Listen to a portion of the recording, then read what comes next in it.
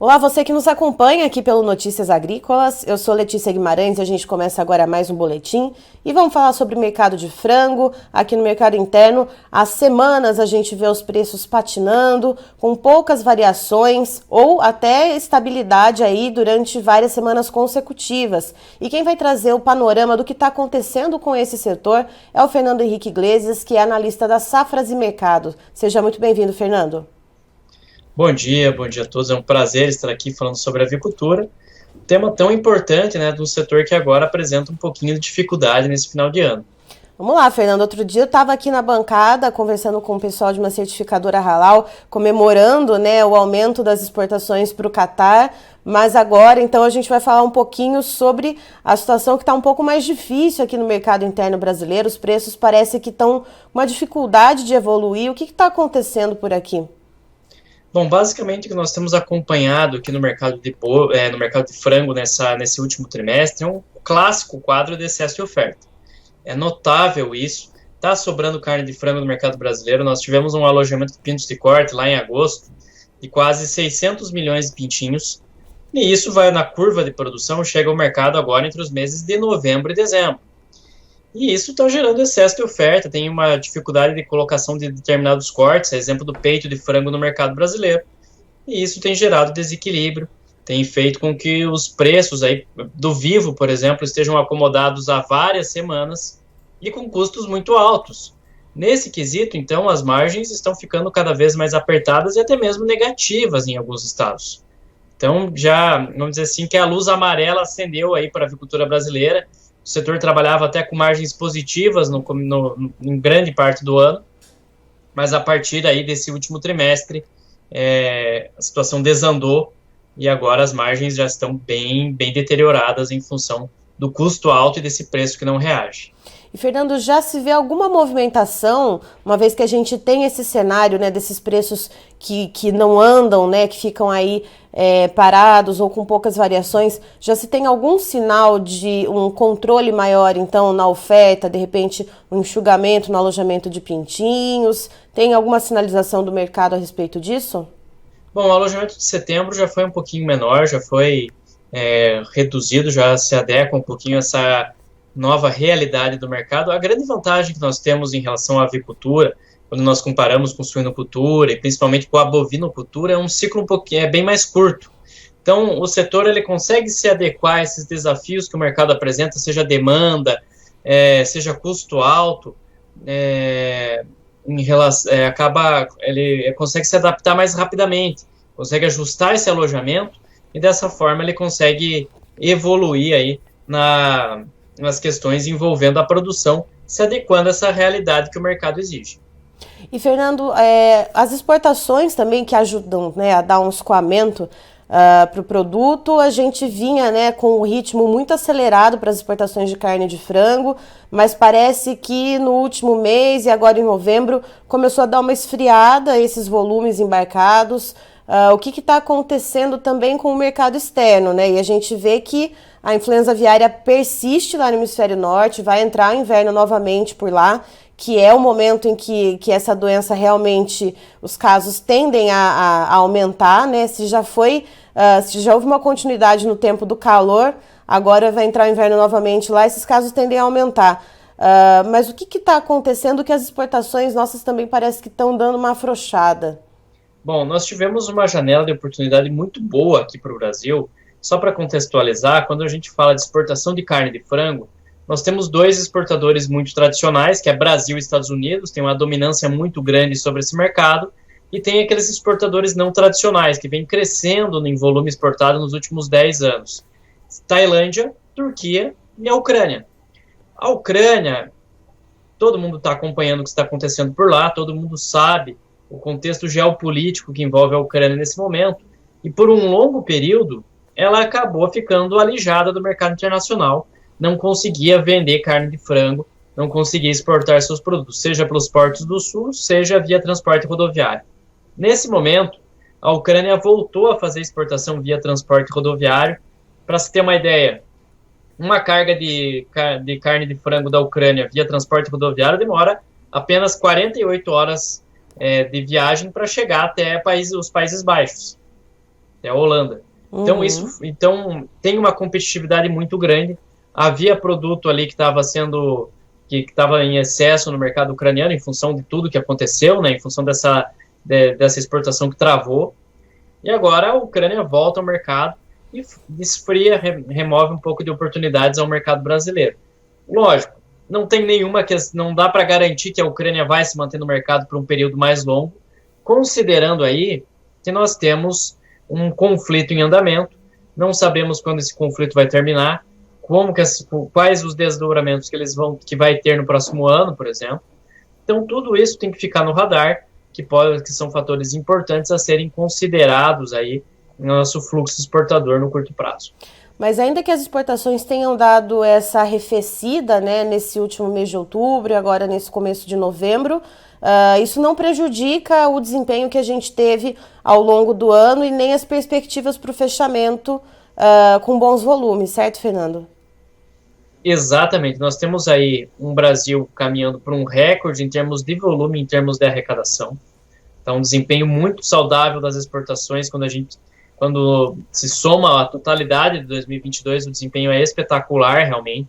O Brasil aí deve conseguir 4,7, 4,8 milhões de toneladas de carne de frango exportada. Só para dar uma noção, para dar uma proporção para quem está nos acompanhando, em escala global, a exportação de carne de frango totaliza 14,5 a 15 milhões de toneladas.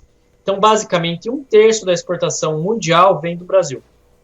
É um mercado que o Brasil já tem uma dominância muito grande, já exporta frango com qualidade para mais de 100 países. Temos aí a exportação halal, que realmente merece ser comemorada.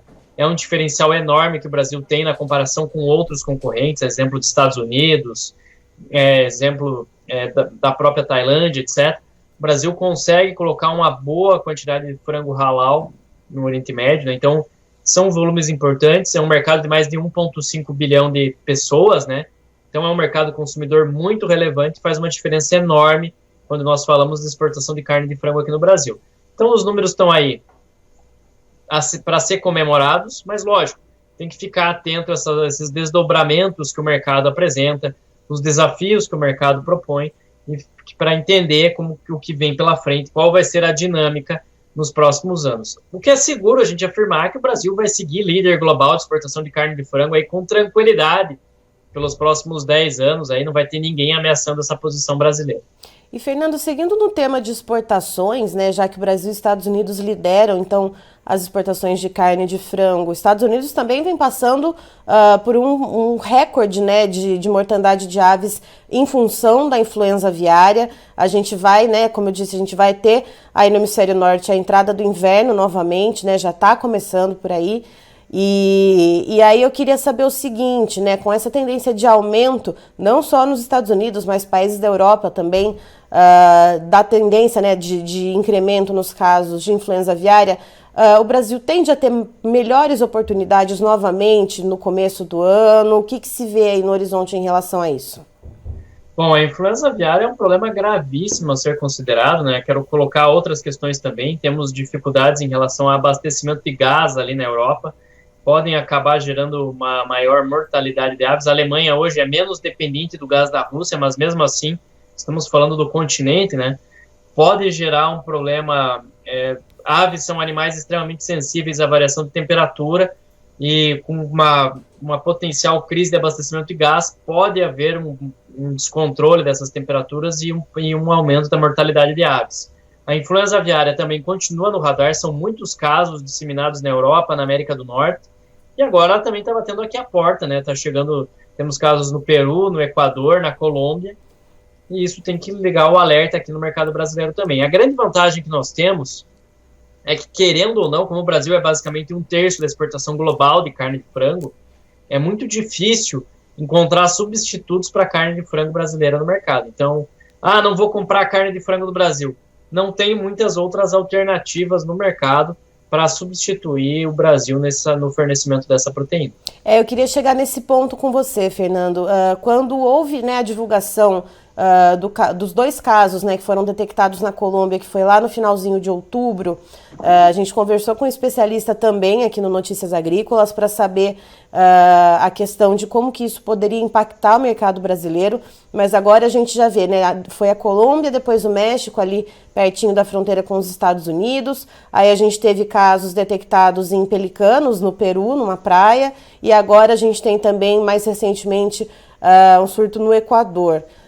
Apesar de não estarem próximos à fronteira com o Brasil e apesar do Ministério da Agricultura já ter divulgado nota informando que está reforçando, né, as barreiras sanitárias e as orientações ao setor produtivo, eu queria saber essa questão do olhar do mercado para o Brasil. Você falou que então não tem muito para onde correr, né, que o mercado olha para o Brasil porque o Brasil tem quantidade e qualidade para atender, certo? Exatamente. Do ponto de vista sanitário, o problema da influenza aviária, por mais que a fiscalização seja redobrada, que a atenção aumente em relação a isso, o problema é que a influenza aviária vem por rotas de aves migratórias. Então, são aves selvagens que conduzem a doença ao redor do mundo. Tá? Felizmente, nos últimos anos, não há casos reportados no Brasil. E por mais que, vamos supor que surja um surto da doença em aves selvagens aqui no país. Eu acho muito difícil, improvável que surtos acabem atingindo granjas comerciais. Produção em larga escala. Então, eu acho pouco provável, realmente, que nós vejamos aí avanços da doença em granjas comerciais, o que traria maiores impactos aí do ponto de vista do mercado para o país. De qualquer forma, lógico, toda essa iniciativa do MAPA, das CEAPAS, do CIF, a fiscalização é extremamente necessária para evitar que isso realmente se torne um problema ainda maior. Do ponto de vista sanitário, o Brasil realmente é uma potência, leva muito a sério todos os protocolos exigidos pela OIE, não só para a influenza aviária, para a peste suína africana, para casos típicos e atípicos de EB. Então, o Brasil realmente segue à risca todos esses protocolos para evitar problemas mais graves de mercado, né? Temos também a vacinação de aftosa, que é um exemplo aqui no país. Tudo isso precisa ser mencionado como uma iniciativa que coloca o Brasil aí na dianteira nessas questões que envolvem sanidade animal. Fernando, voltando nossos olhos agora novamente aqui para o mercado interno, né? Se em agosto a gente teve um alojamento de quase 600 milhões de pintinhos de corte, você falou que em setembro esse número deu uma diminuída, o setor já está enxergando a necessidade de enxugar um pouco a produção. O que a gente deve ver, então, agora para o mês de dezembro, para o mês de janeiro? A gente sabe que mês de janeiro é um pouco mais fraco de vendas de uma maneira geral, mas o que essa modulação da produção pode trazer e o que o mercado, a demanda, pode responder também a esse setor avícola? Bom, para começar, o setor vai continuar convivendo com custos relativamente altos aí no curto prazo.